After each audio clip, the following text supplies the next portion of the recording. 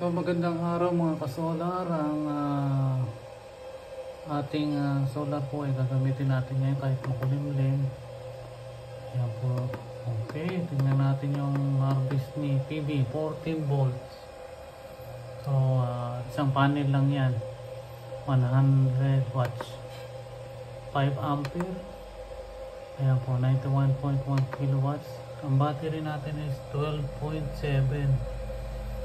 Okay, ito po siya nakakonek. Ayan po, ito po yung ating battery, 100 Ah. Kasi ito na po yung ating ginawa at tinetesting ko na.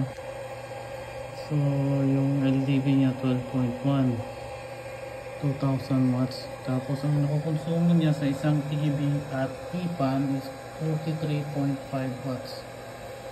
Okay, kaya po kita ko lahat. Pakiramdaman muna natin dahil first time ko na siyang ginamit ngayon. Hindi natin alam kung ilang oras siya makukonsumo sa loob ng itong araw na to. So dito siya nakakunik as usual.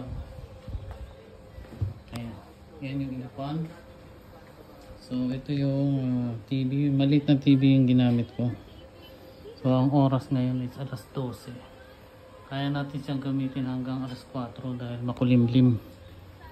Okay po, napakita ko ulit sa inyo. Ayan po yung wiring nya. So dun siya pumunta. Ito yung wiring. Ayan.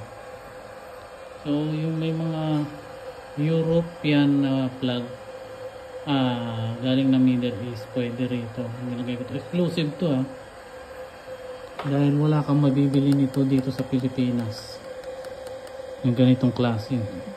Sa abroad lang, Middle East. Yan po, tingnan nyo, pwede kang mag charge dito. Yan, accurate na yan. Okay, 12.0 na. So makulimlim kasi kaya konti pa lang yung harvest niya. Testing ko lang siya for viewers. Okay, thank you very much.